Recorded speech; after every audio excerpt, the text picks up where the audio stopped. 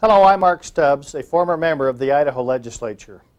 Even as a practicing lawyer, I never had the opportunity to take a close look at the process by which we propose and ratify amendments to the United States Constitution. You probably have not had to do so either until now. When I did examine the process, I learned some startling things.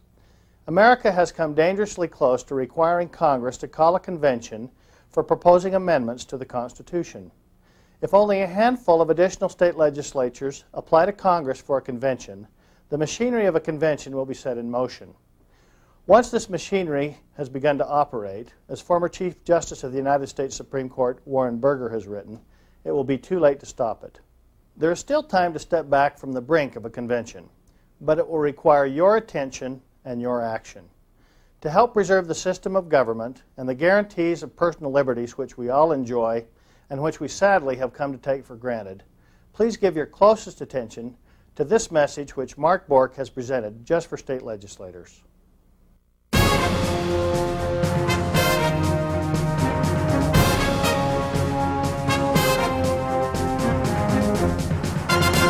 When the founders wrote the Constitution, they devoted all of Article 5 to the process of amendments.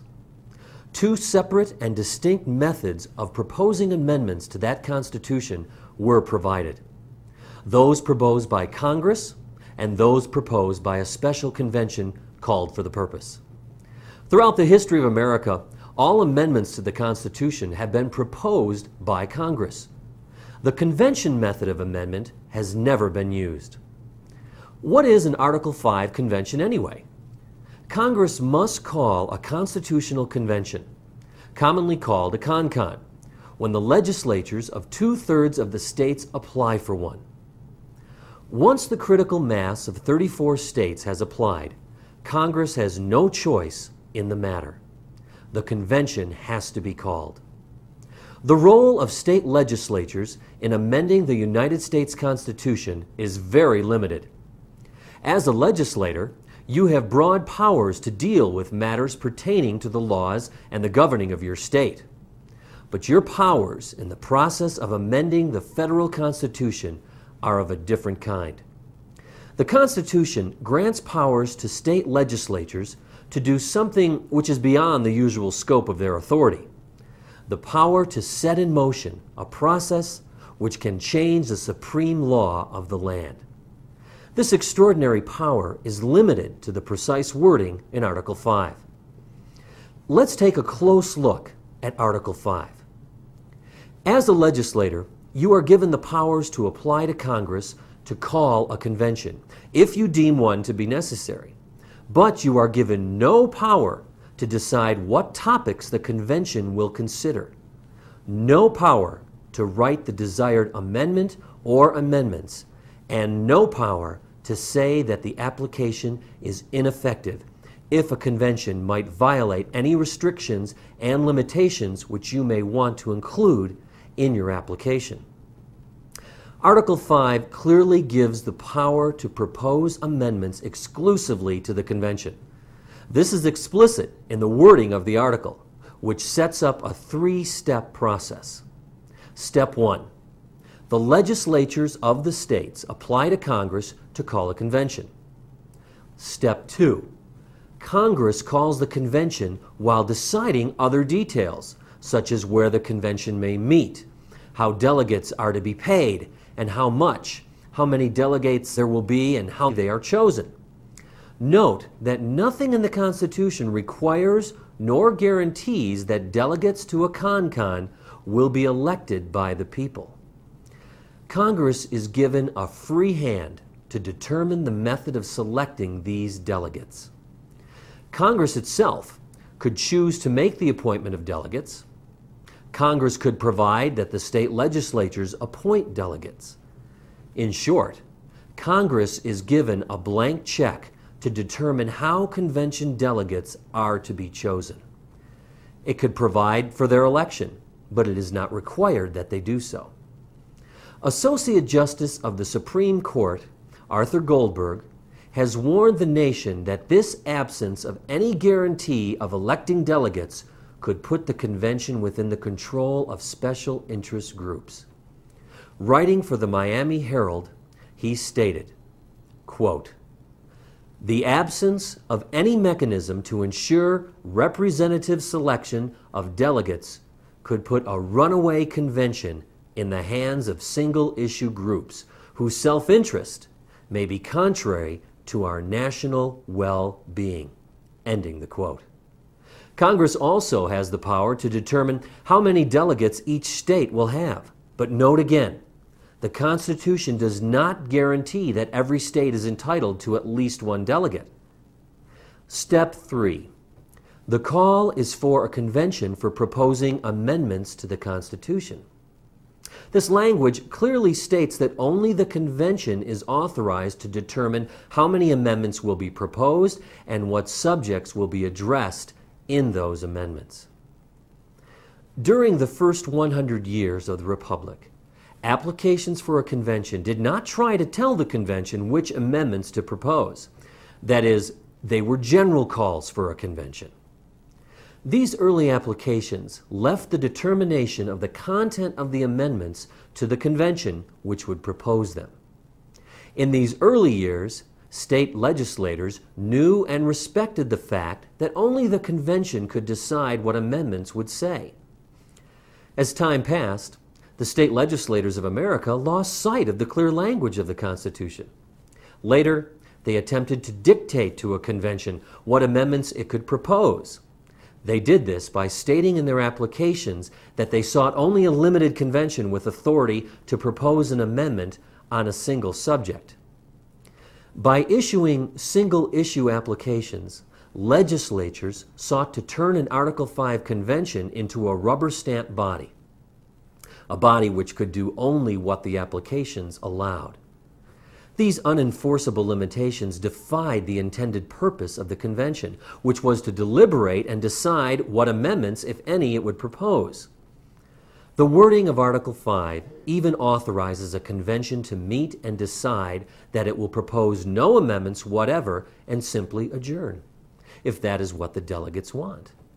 Or if the delegates decide that some changes in the Constitution are in order, they and only they are empowered to determine the number and content of the amendments.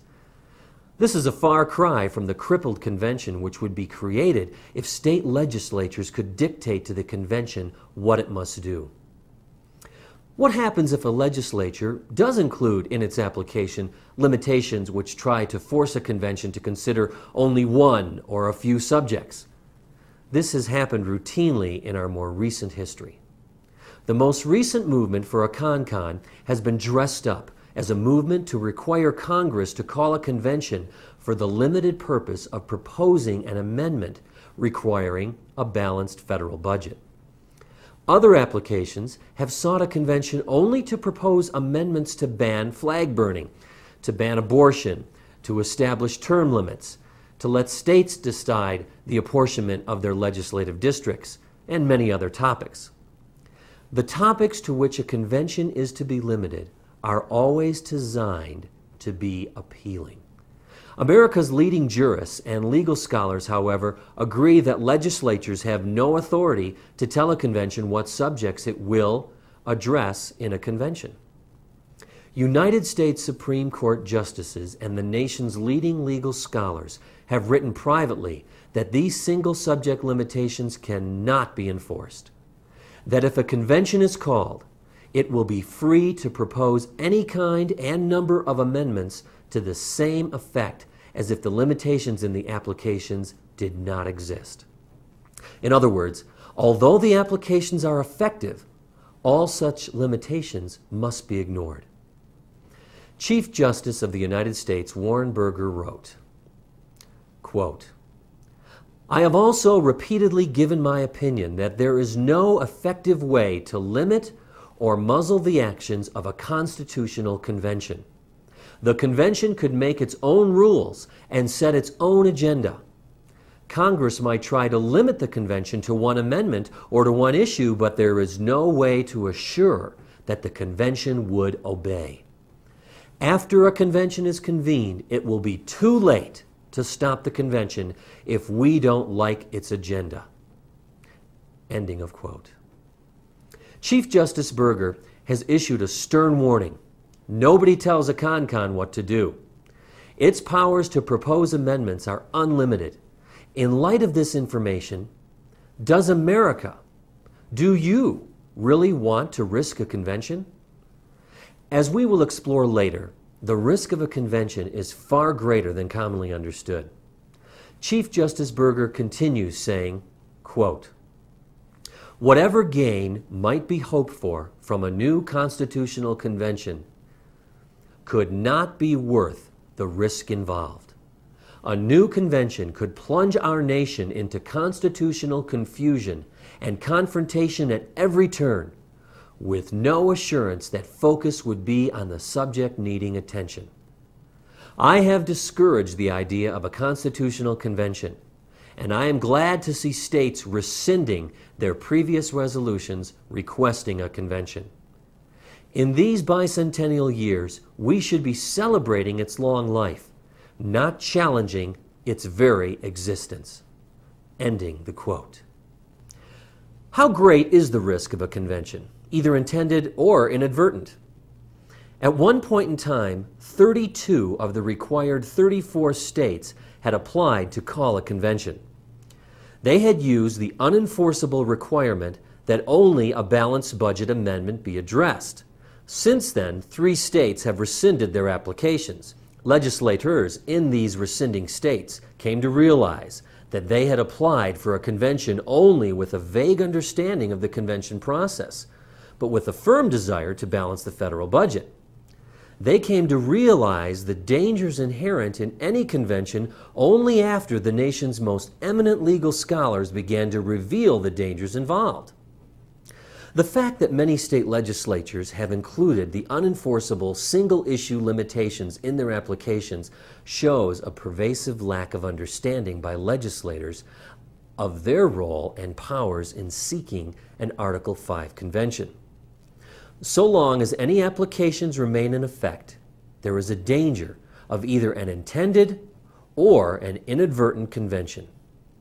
It is for this reason that Chief Justice Burger was pleased to see states withdrawing their applications.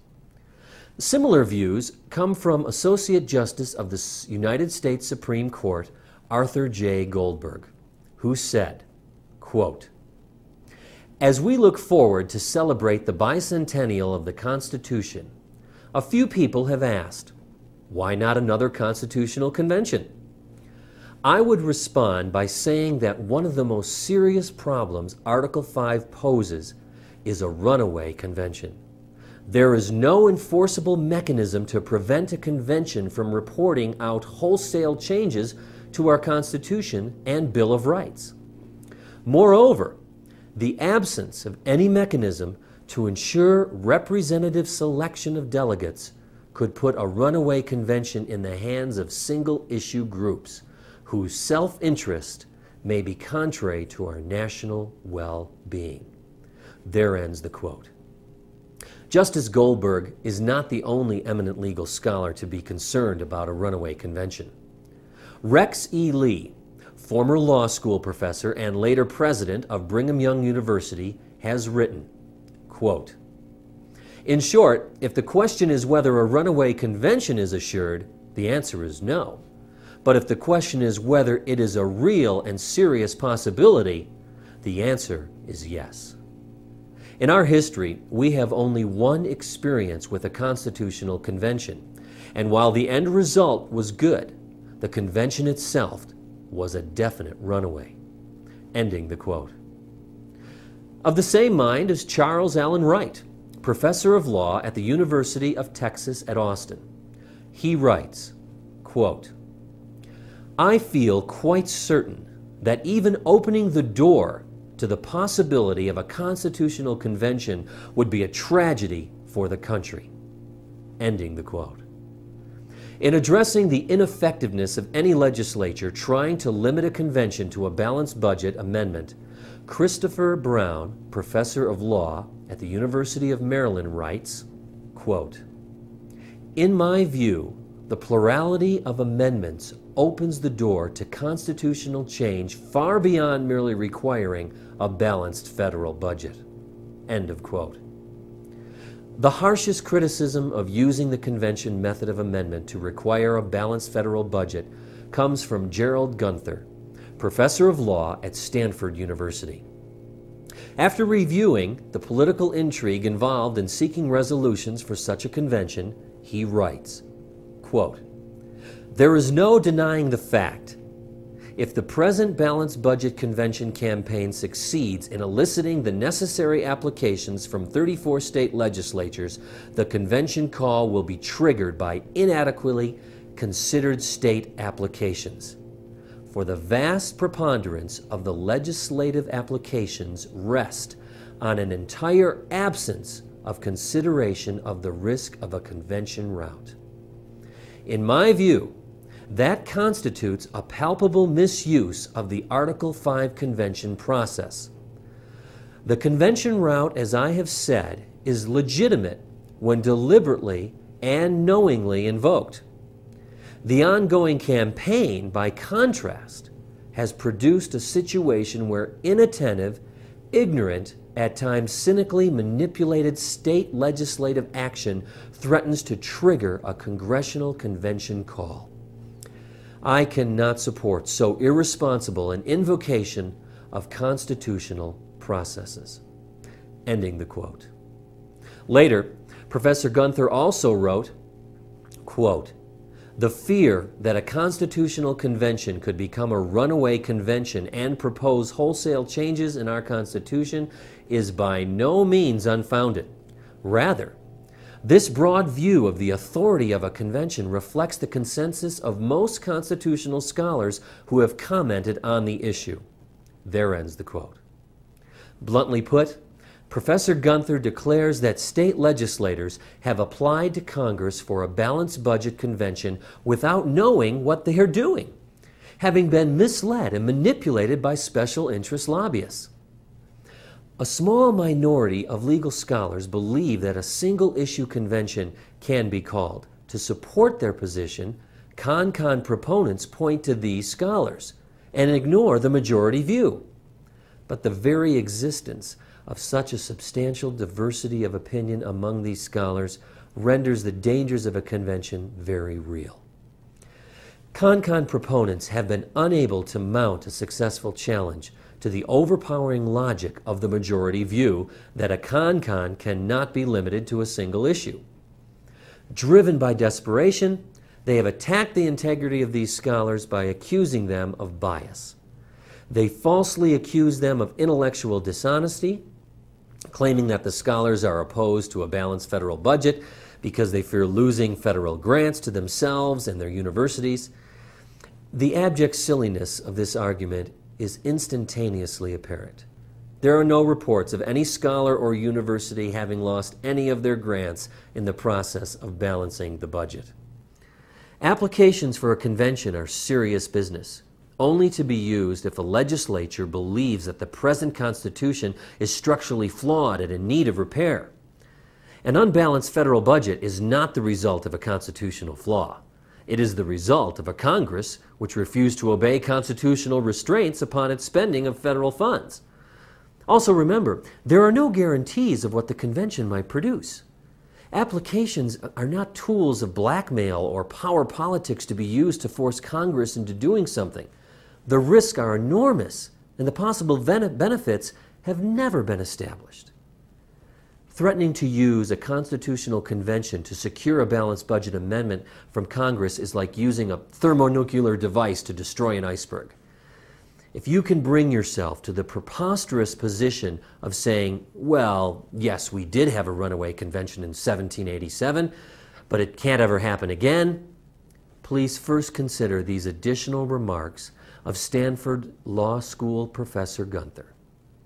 Quote, "A convention once called would be in the same position as the only other convention of this kind that we have had in our history.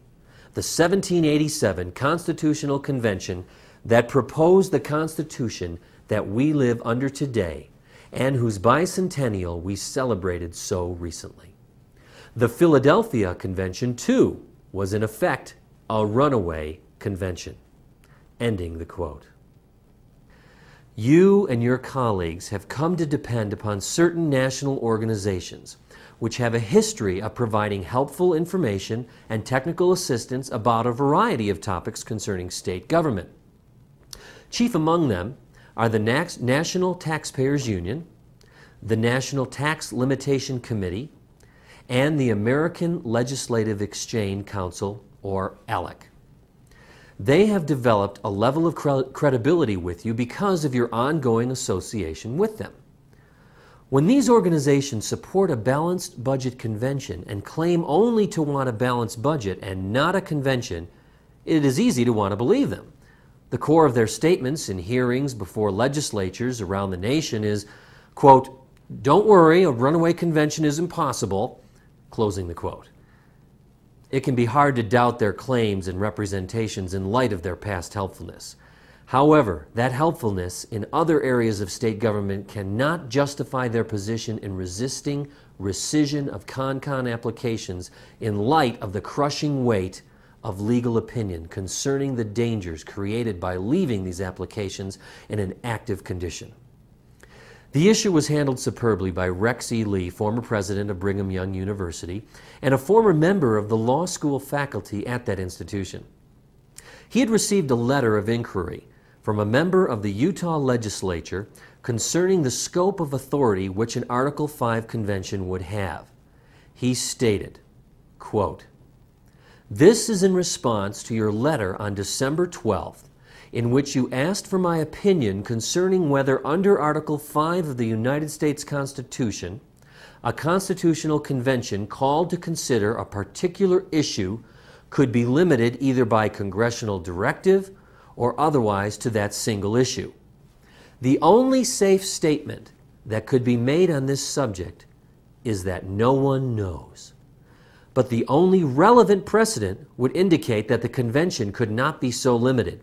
Anyone who purports to express a definitive view on this subject is either deluded or deluding." Ending the quote. We are tempted to ask why such well-established organizations as the National Taxpayers Union, the National Tax Limitation Committee, and ALEC continue to advocate a convention which puts our Constitution in jeopardy. While no one can look into the mind of another man, one answer seems most probable. They have spent a great deal of time, money, and attention in their quest for a balanced federal budget. When they focused upon using a con as the remedy, the dangers of such a convention had not been disclosed fully. America's best legal minds had not yet considered the issue and revealed the deadly perils inherent in the supposed remedy. It is not easy to admit that you are wrong, and it is more difficult yet to flush the time, money, and effort which have already been expended on the project. Once having set a course on a path based upon error, it is easier to continue on that path than to reverse course. This is particularly true for organizations such as these, which have solicited money from the public on the pretext of fixing the budget problem by using a constitutional convention.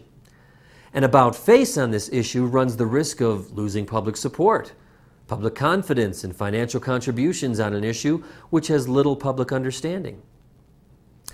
If the American public truly knew of the jeopardy which a convention poses to the Constitution, there is no doubt that the people of America would demand no constitutional convention. Convention advocates have touted the ratification process for amendments as an adequate safety net to prevent adoption of bad amendments. They claim that there is no danger of a constitutional convention having the authority to change the Constitution. All it can do is propose amendments. It cannot enact them, they assert. They place total reliance on a great safety net called ratification. Any amendments proposed by a convention must go to the states for ratification, they have erroneously claimed. Remember that the ratification process was not sufficient to stop the runaway convention which met in 1787. Fortunately, that convention gave us the superb document which we call the United States Constitution. But the delegates were called to meet in Philadelphia for the sole and express purpose of revising the Articles of Confederation and reporting to Congress and the several legislatures such alterations and provisions therein. Yet it did not take the delegates long to assume upon themselves more powers than what they had been given, to scrap the Articles of Confederation and to propose a totally different system of government. As they finished their work, they faced a serious problem. The Articles of Confederation were still in full force and effect. Any amendments to that document had to be ratified by the Congress as well as by each and every one of the legislatures of the 13 states. The founders knew the politics of their day. It was impossible. To overcome the problem, they agreed to ignore the clear requirements of the law under which they operated. They rewrote the rules of ratification so that the chances of approval were improved. They provided that 9 states were sufficient to put the new Constitution into effect. And since the founders anticipated resistance to ratification in the state legislatures, they further changed the rules of ratification so that it could be accomplished in special ratifying conventions called only for that purpose. The new Constitution did not have to face hostile state legislatures in order to be approved. While the new Constitution has provided the world's best government, it was nevertheless adopted in complete disregard of the rules of ratifications which were in effect. The point is simply this: the governing rules of ratification were totally ignored and disregarded once in our history. Who can say with a straight face that it can never happen again? A new convention could rewrite the rules of ratification for a new Constitution just as it could rewrite or eliminate any other part of the Constitution as we now know it. It has already happened once. Richard B. Morris, Professor of History Emeritus, Columbia University, in his comprehensive history of the writing of our Constitution, entitled Witnesses at the Creation, wrote, quote, "The delegates at the convention were sober realists. They knew that the greatest battles lay ahead. The convention had overstepped its instructions. It had scrapped the articles instead of amending them. Having defied Congress, the convention decided to pursue what amounted to a revolutionary course by declaring the ratification by 9 states sufficient for the establishment of this Constitution between the states, so ratifying the same. In other words, the Constitution was being submitted directly to the people through ratifying conventions. Not even Congress, which had summoned the convention, would be asked to approve its work. Still, Congress, after acrimonious debate and without endorsement or disavowal, did submit the Constitution to the state legislatures to be submitted in turn to conventions in accordance with Article 7 of the Constitution, providing that once 9 states had ratified the Constitution, it would go into effect between the affirming states." There ends the quote. Among the assurances offered by convention advocates that bad amendments can't happen is their claim that Congress can refuse to send what they call unauthorized amendments out for ratification. This claim is too silly to receive much consideration. Unauthorized by whom? There is no such thing as an unauthorized amendment. Once a convention is called, it is authorized to propose whatever it chooses. If anyone offers you this foolish argument, ask him to show you where in the Constitution Congress is given the power to withhold an amendment proposed by a convention from the ratification process. No such power exists. It is a creation by the same spin artists who have created the other myths and misconceptions about the so-called limited power of a con-con. Another of the spin artists' claims is that the Supreme Court can strike down any proposed amendment which exceeds a convention's authority. This is as asinine as the previous one. It wrongly assumes the existence of such a thing as an unauthorized amendment. 2 Supreme Court justices quoted above have said that there is no such thing. Need we say more? If this argument is offered to you, it is easy to ask where in the Constitution this power is given. It isn't. Imagine yourself as a state legislator in 1787 who voted to send delegates to the Philadelphia Convention. In voting to send them, you helped place limits upon their power. They could only propose changes in the Articles of Confederation. They have no power to abolish them. Believing that these limits are effective, you vote eagerly to send the delegates. After all, you reason if we don't like the work product of the convention, we can refuse to ratify it, especially since Congress and every state legislature must agree. It clearly says so in Article 13 of the Articles of Confederation. Much to your surprise, you are wrong on both points. The convention violates its instructions by writing a new constitution. To compound the surprise, you never had an opportunity to approve or disapprove of the new constitution on the floor of your legislature. Separate bodies met in the several states to consider ratification because the convention changed the rules of ratification, also without authority to do so, and the usurpation of authority prevailed. Our Constitution, unlike the Articles of Confederation, is not a failure. It works well when its provisions are observed, and it needs no revision.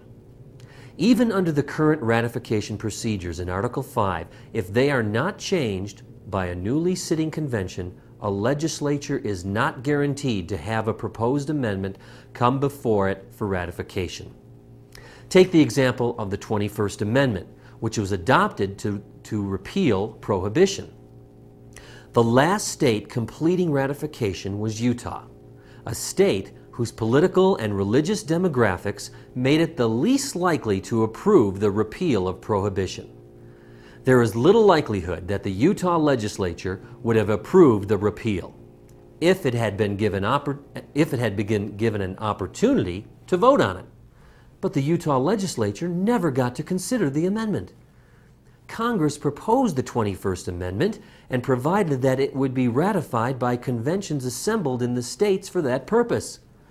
Congress wrote the rules and created a process for selecting the delegates to ratifying conventions in each state in such a way that the delegate selection process was biased to favor the repeal, so that even in Utah, the amendment was approved.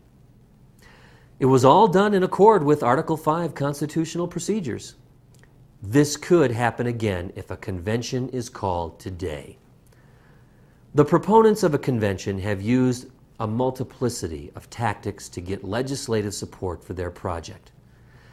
In some cases, a prominent national political figure will contact legislators in his home state, seeking their support for the convention. He always claims only to want a balanced federal budget. He urges them not to vote to rescind existing convention applications, using promises of personal political help for the state legislature. These national political figures seek and get commitments from legislators, especially key committee chairmen, to oppose the rescission measures.